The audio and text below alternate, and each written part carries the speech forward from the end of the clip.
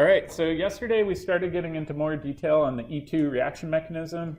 We said that the key thing you have to consider is when you do an E2 elimination, your beta proton has to be in an anti-coplanar configuration relative to the leaving group. So we saw an example down here where we had our leaving group, and the leaving group in this case wasn't anti-coplanar to our beta proton. So I suggested doing a Newman projection. Try to twist either the front or back carbon so they're aligned, and then perform your E2 reaction. In addition, up here, I said that these groups, kind of on one side and the other side, are going to be cis to one another in the alkene. What that means is that they're going to show up on the same face of the alkene relative to one another. So you can use that as a quick check to make sure that you're setting things up correctly. All right, so today what I want to do is a harder example. And I want you to try to do this on your own and check with your neighbor. All right, so this harder example, I'm going to abbreviate some groups. What does TBU stand for? Tert-butyl, absolutely. Then we've got a methyl group over here. We'll put a bromine here, hydrogen here. Then D for deuterium, and H for hydrogen. It's important to remember, too, that these deuterium atoms, we're going to consider them to be relatively the same as a proton, right? The only difference is the number of neutrons, but they can still do acid-base chemistry as well. All right, so my question in this reaction is, if you treat this with a base, what product will you get out? So you might need to consider drawing a Newman projection for this. So take some time and draw the Newman projection, and then see if you can predict which product or products will get out of this.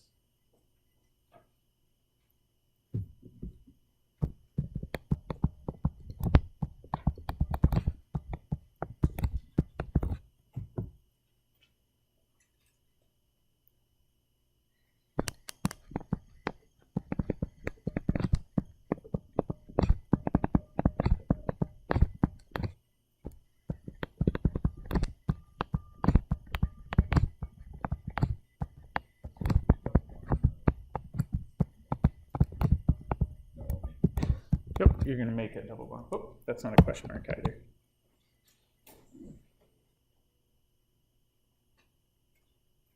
Let's see a show with thumbs. Who got the Newman projections for these? A few people. All right, let's just make sure everybody's on the same page with the Newman projections. What I'm going to do is I'm going to imagine looking down this bond, right? So let's go ahead and do the Newman projections down here. All right, so for the first Newman projection, I would have bromine off to the top right, hydrogen to the left, and tert-butyl down below, right?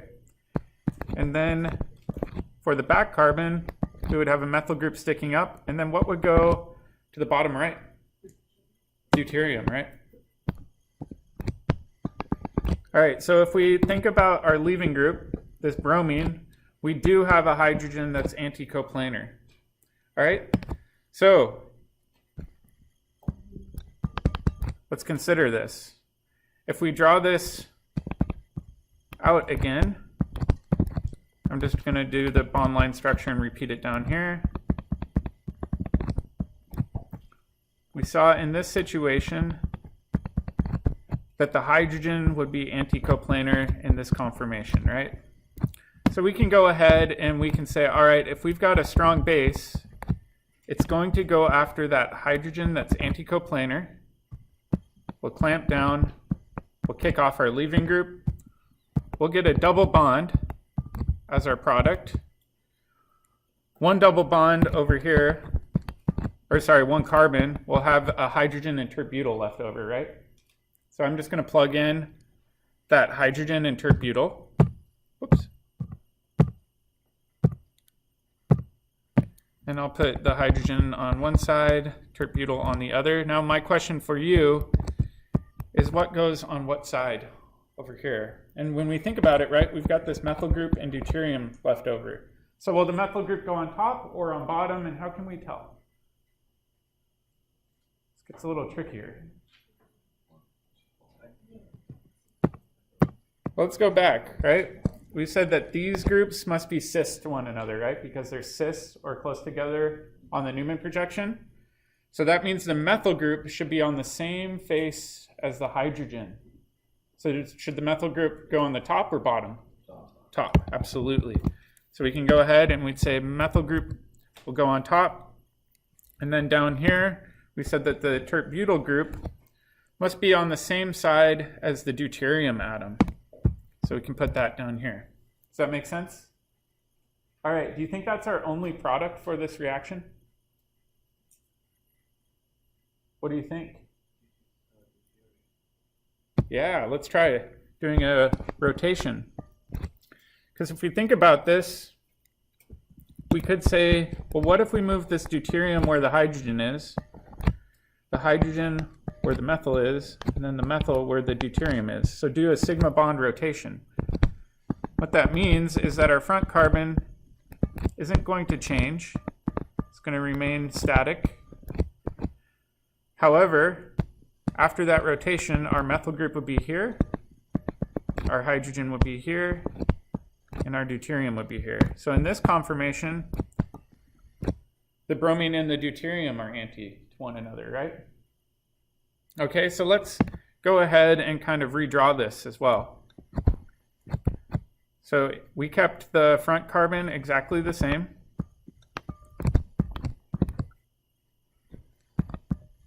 So I'm going to leave this bromine here, this hydrogen here. And then if we think about the back carbon, we now have a hydrogen sticking up. And then what should be coming off of the dash? Would it be the deuterium or the methyl group? Yeah, it'd be the deuterium now.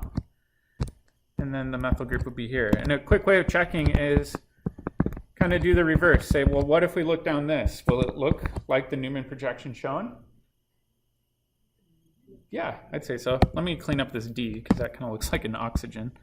All right, so you can always double check your Newman projections. It's good practice. And then for this one, we would say, all right, we've got a base with a negative charge. In this situation, we said that the deuterium in this conformation, it will be anticoplanar. Clamp down, kick off our leaving group. Same idea, we're going to be making a double bond. Double bond will have 4 things coming off of it. The carbon on the left will still have a hydrogen and tert-butyl group. All right, now my question is, what will be off of the remaining positions? Check with your neighbor and see if you agree.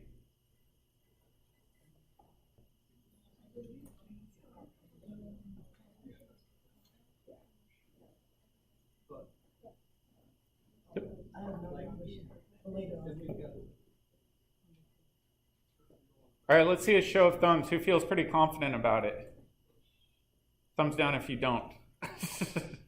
All right. Who wants to share with what they think should go in this top spot, meaning cis to the hydrogen? The hydrogen, right? Because if we go back and we look at this Newman projection, these are on the same side, which means they'll be on the same side in our final product. So we can go ahead and say these will be cis to one another on the alkene, right? All right? That means that on the bottom, we should have these tert-butyl group and methyl group cis to one another. So we can say this must be our methyl group down here. Yep. I have a question. I don't know if it's a good question. Yep. Like the bromine or the minus always has to take the opposite side of the leaving group? Is that always? So the question was, does the base have to take a beta proton that's on the opposite side of the leaving group? Yes, the leaving group needs to be anti-coplanar to that proton, meaning it needs to be on the opposite side, but within the same plane. So if the bromine was like up the dash, that's going to take the metal. Yeah, so the question was, if our leaving group is a wedge, does that mean our anticoplanar beta proton should be a dash? Yes. And then vice versa too, so you can use that as well. However, because I was 3-dimensionally challenged when I took this course, I always did the Newman projection just to double check, because it's really easy to let your mind start thinking that something's correct that's not. So the Newman projection, in my opinion, is a pretty foolproof way. Yep. In the last example, we just went straight to twisting it. Yep. And we had one product. Why is this case different?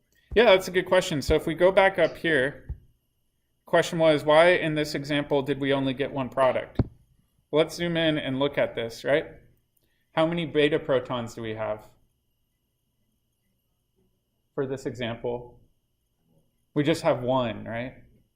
When we went to our harder example, we actually have a deuterium, which we said can do acid-base chemistry, so that counts as a beta proton, or beta deuterium, I should say. And then we've got a second one here. So because we have two possible ones to pick, that means we'll get two potential products. So you're, in this one, you did the hydrogen first and then the deuterium. What is it? So the deuterium, it's just like hydrogen, but with one extra neutron in it. So why in one case it makes the hydrogen and the other? That's a good question. Do you think these are really going to be that different from one another? Well, let's take a look at our products. It's like I fed you that question. All right, so let's take a look at our products. We said we can rationalize that this would be a product that's made, right?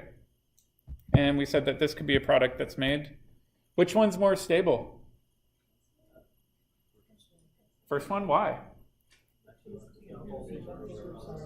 Okay, so people are saying that this is more stable because the larger groups, meaning the methyl group and terp-butyl group, are pointed on opposite sides, right? Which means that this would be less stable. All right, so if we think about this, we could get both of these products, but which product do you think we're going to get more of, the top one or bottom one? Top one. So this would be our major product. This would be our minor product.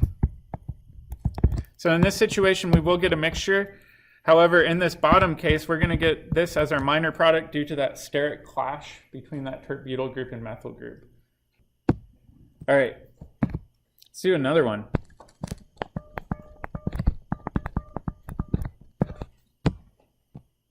Let's think about this situation. What if we have cyclohexane with a leaving group off of it? And we're going to treat this with a strong base. All right, if we think about our carbons, we've got an alpha carbon here, beta carbon here, and then a mirror image beta carbon on the other side, right? So we've got alpha and beta positions. Off of the alpha position, we have an assumed hydrogen there, right? We don't always show it, but it's assumed to be there. And then off of the beta position, we have beta protons, right? One of these beta protons would be a wedge, so I'll draw that with a blue wedge. And then the other one would be a dash. All right, so both of these are beta protons. Do you think we can go after either of these when we're doing E2 chemistry? Why or why not? Has to be anticoplanar, right? In this case, can we do a Newman projection where we spin it around? Why not?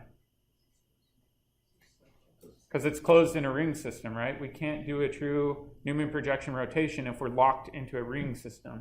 All right, so now my second question is, we know we can't grab both of these. Which one would we grab?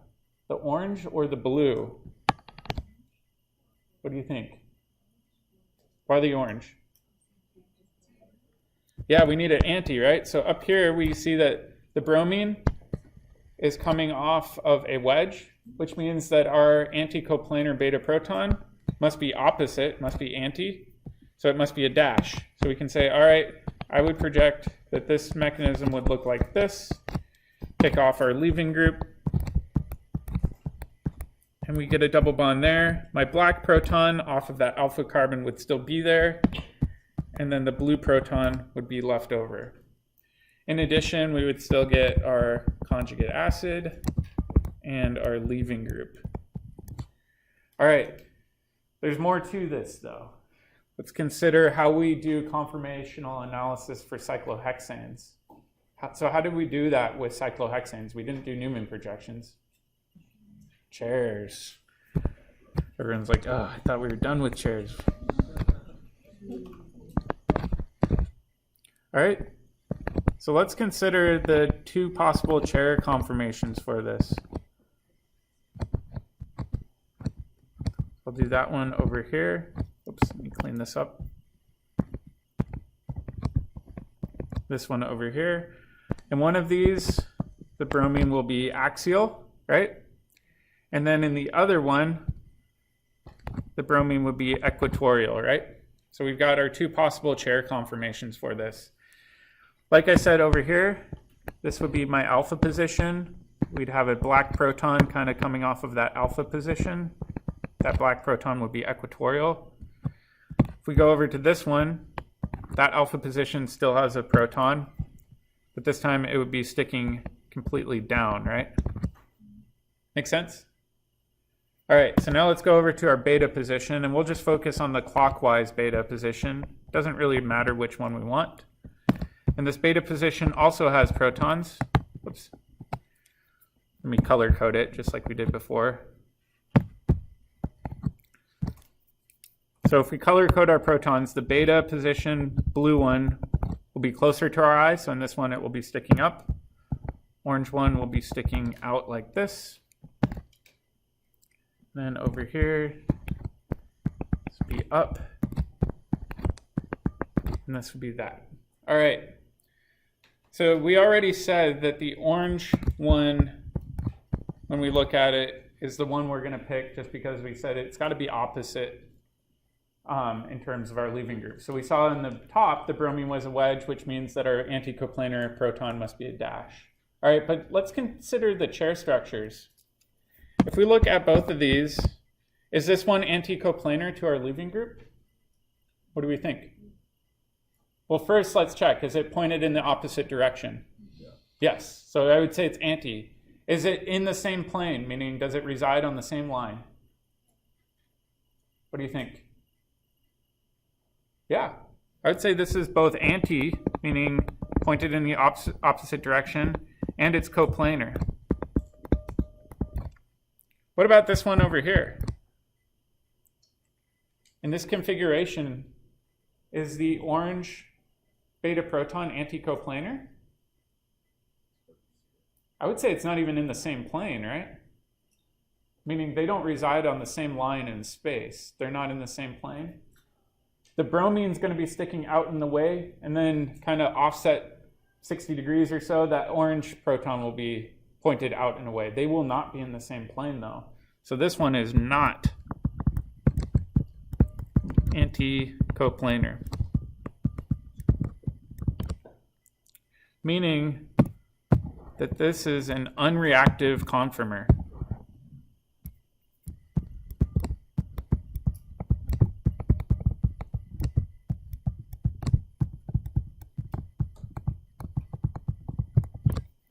This one, on the other hand, is going to be our reactive conformation.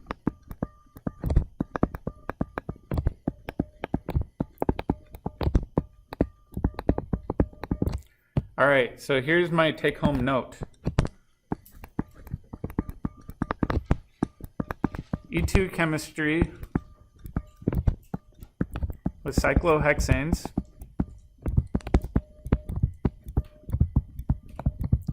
can only occur,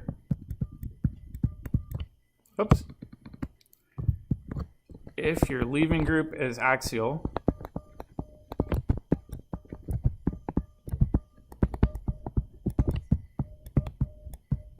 and you have an anticoplanar beta proton.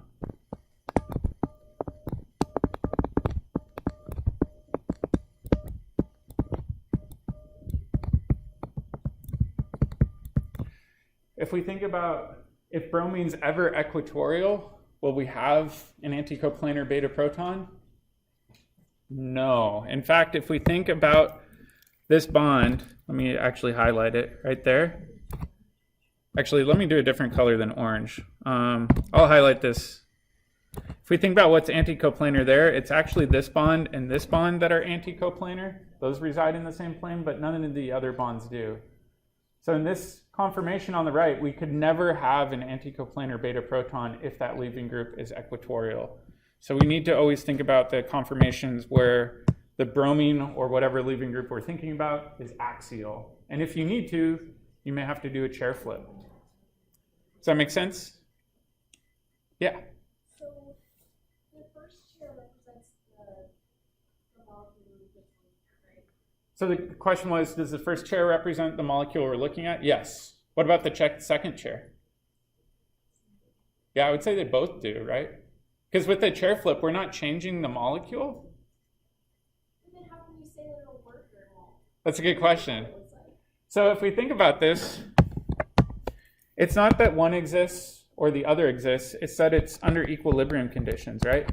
So under equilibrium conditions, only one portion of it can react. The other portion will not.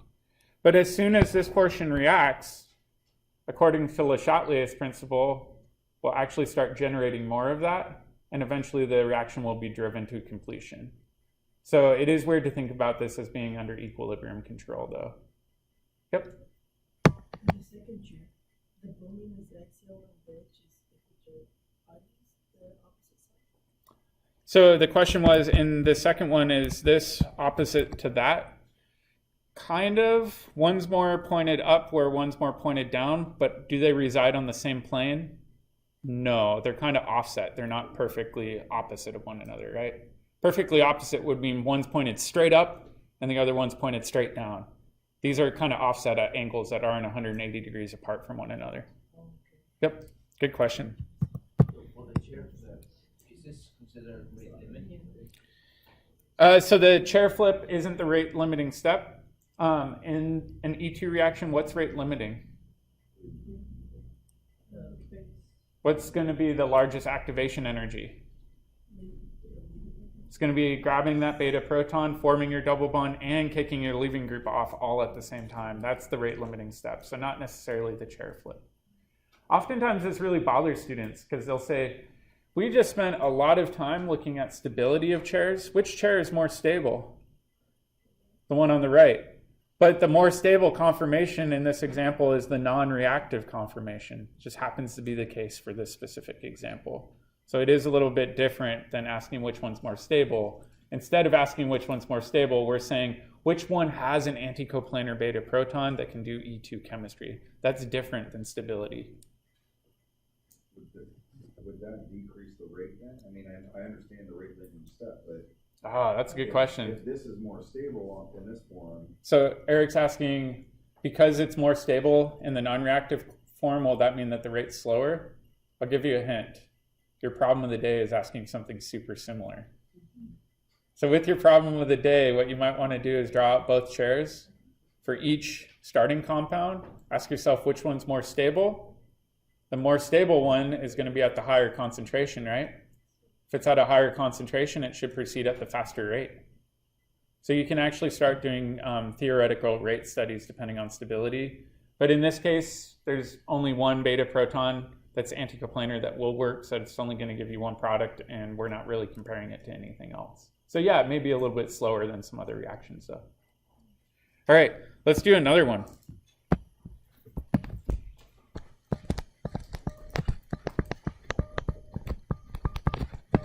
All right, let's do a word problem. So when R2-bromobutane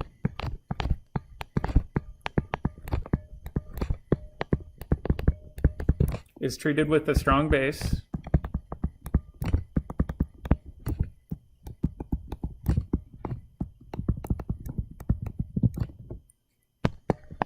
you get 3 products. So not 2 this time, we're going all the way up to 3.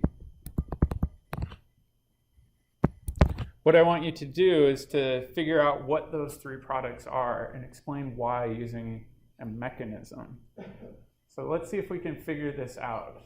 So I'll give you a few minutes to work on this, and then we'll check with partners and then as a class.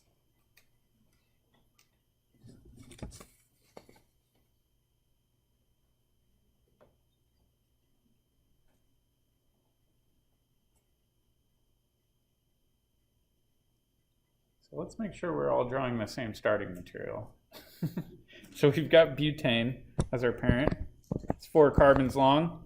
Off of carbon 2, we're going to have a bromine. So I'm just going to arbitrarily guess and check, and I'm going to say, all right, what if this bromine were a dash? Is this R? It's S, as drawn. What can I do to fix it and make it an R? Flip it to a wedge. All right. So now we're set up, we're ready to go. We've got our correct starting material. What I would do is I'd say, well, that's my alpha position, right? Do I have beta protons? Yeah, definitely. So on one side over here, I've got these 3 beta protons. So this would be beta position. Over here, I've got another beta position. On the beta position on the right, I'm going to actually color code these. I'm going to say one is green, the other one is orange, right? So let's think about this. If I've got a base, why am I getting 4 products? 3. Or sorry, 3, not 4.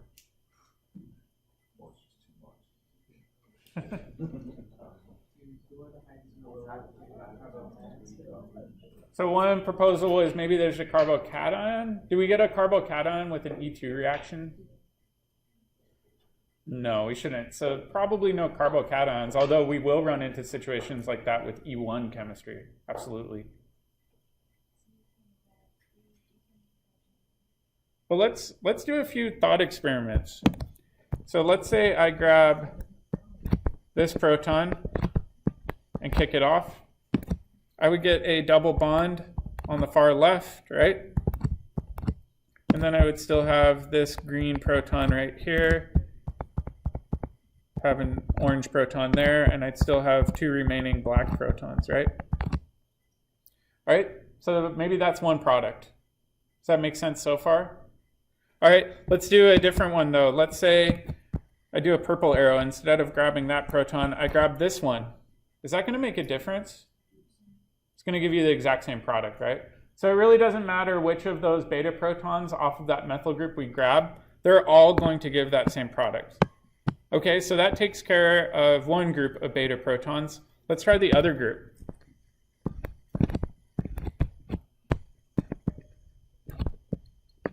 Yeah. How do you know those hydrogens are anticoplanar? Yeah, that's a good question. So the question was, how do we know that this one's anticoplanar? In this case, it doesn't matter because in any particular staggered conformation, one of them must be anticoplanar. So we can grab any of them and we'll always give you that same product, right? So even if we were to do Newman projections, regardless of how we spin it, it's always, always, always going to spit out that same product for that set of beta protons. Does that make sense? All right, so let's try the next one. So in this next one, in this conformation, which beta proton is anticoplanar? Okay, so the orange one in this conformation is going to be anticoplanar to this leaving group. All right, so let's draw this and we'll say, all right, if the base comes, it could grab this anticoplanar beta proton, clamp down. All right, my question for you is what sort of product will we get out? Will it be cis or trans, E or Z? How would we describe this alkene? And how could we check?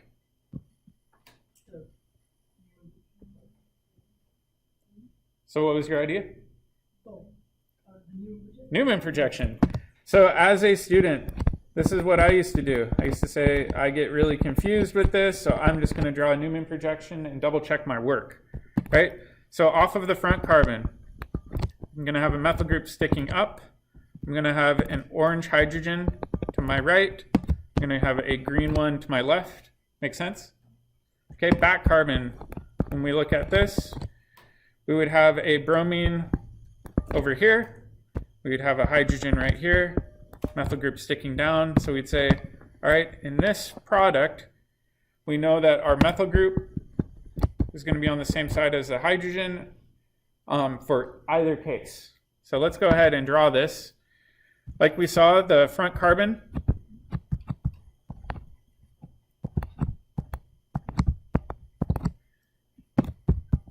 meaning if we look down here, that front carbon has 2 different groups coming off of it, has a methyl group and a green hydrogen. I'm just going to arbitrarily pick a spot to put these. All right, what is going to be on the same side as the methyl group in the back? The hydrogen, right? and it's going to be that black hydrogen as we've color-coded it. And that means that the methyl group right here must be there, right? Did you have a question in the back? No? Okay, perfect. So I like to do that just to double check my work. All right? However, we know we're going to get a third product. Why? What do you think? You can rotate the sigma bond, right? So if we think about this, we can rotate it. In this situation, I'm going to rotate it so that this proton down here is going to be green, and we're going to have some other positions coming off here. Where will our other groups be? What will be in the top if we do that? The orange hydrogen, right? So I'm just going to go ahead and color code that, and that means that my methyl group will be here. Make sense? Okay, so now we've got this set up. Say, all right, this is now going to go after this, clamp down, kick off our leaving group. How do you think it's going to differ compared to the one above it? Both hydrogens will be on the same side. If you're ever in doubt, what's the simple check? Newman projection. Okay, and that means that our orange hydrogen will be left over. All right, so this kind of explains why we get 3 different products out of this, right? Takes a lot more work than with SN2 chemistry. All right, my question for you is, which of these is most stable, second most stable, and third most stable? Let's check with your neighbor.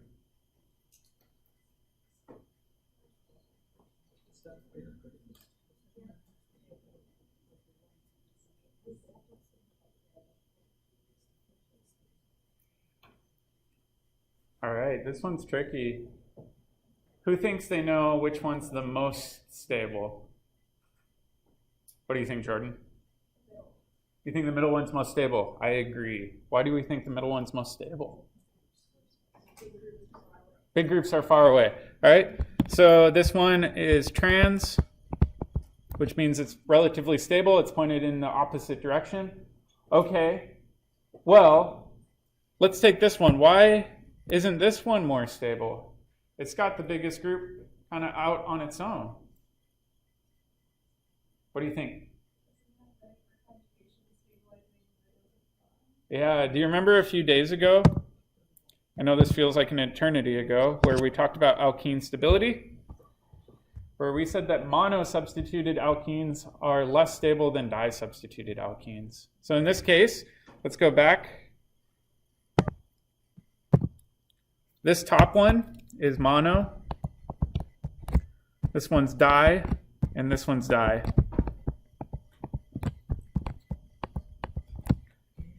Okay, so we said that mono substituted is going to be least stable. This one's going to be most stable. And this one's going to be in the middle. So just because the bottom one is di and the first one is mono, that makes the bottom one more stable than the mono. Yeah, so the question was, does substitution matter more than cis and trans? Yes, it does. But if you're tied, like on the bottom here, both of these were di-substituted alkenes. The tiebreaker rule is then cis versus trans. We know that trans is more stable when we're looking at a tiebreaker. Yep. So it is a little bit tricky with these. It can feel super duper overwhelming when you're working through these as practice problems. However, the more of them you do, the more tricks you see to kind of speed up this entire process. Make sense? So we've got trans on top, and we've got cis on the bottom here. So trans is going to be more stable. Yep. And I spelled middle wrong. Yeah. We're more than this? Yeah, you can have potentially more than 3. It depends on the situation, though. So for example, maybe I'll make that a practice problem later. Let's not do it right now. All right, let's do one more.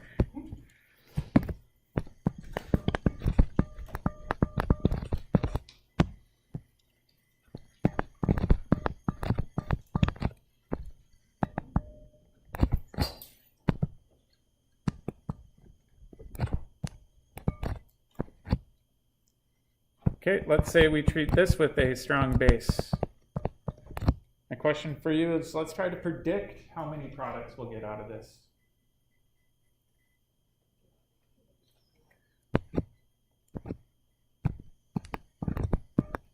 And I'll do another one up here. It's pretty closely related.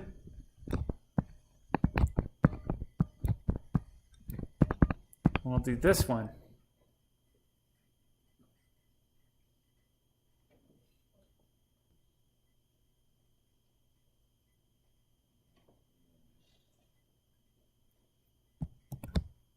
So let's go ahead with the first one. I've got my alpha carbon here. I've got beta carbons right next door.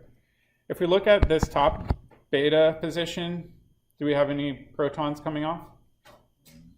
Yep. All right, so we've got a proton. It's not drawn, but it's assumed to be a dash, right? So my question for you, is that proton off of that beta position anticoplanar? Why or why not? Yes, why? Because it's opposite of our leaving group, right? It's a dash. So I'd say immediately off the bat, we can project that this must be a product where we do this reaction. I'll show you another one of my pet peeves, though. Is students will show it like this. What's kind of weird looking about this? Yeah, there's no wedges and dashes off of alkenes, right? So really, we would lose that tetrahedral nature for that top carbon, so this would be one of our products. So it just looks funny to have a wedge. I don't like seeing it, so try to avoid it. All right, if we look on this bottom one, I'm going to color code these again. We've got two beta protons. I'll do orange and green again. Which of those is anticoplanar? The orange one. Okay, so maybe a second product would be to grab this one, clamp down, and kick off the leaving group.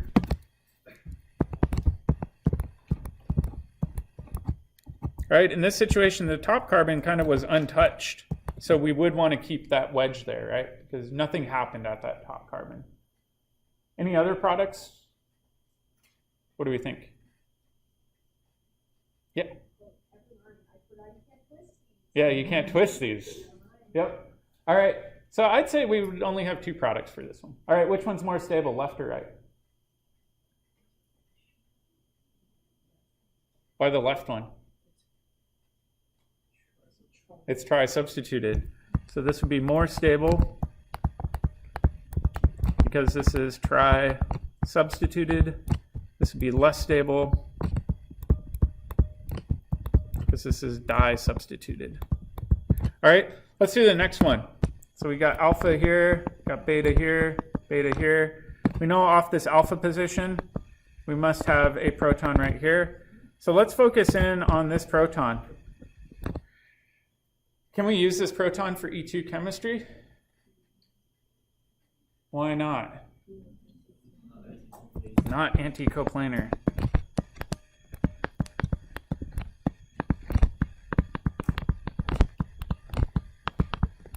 So even though we have a beta proton coming off of that carbon, nothing's going to happen with it because regardless of whether or not we do a chair flip, there's no way to make this anticoplanar with the bromine, right? All right, down here though, kind of same idea. Got this orange position and the green one. Just like we said before, the orange one is anticoplanar because it's opposite. It's a dash where the bromine's a wedge. So we can go after this one, clamp down, and kick off our leaving group. So in this reaction, we'll actually only get one product.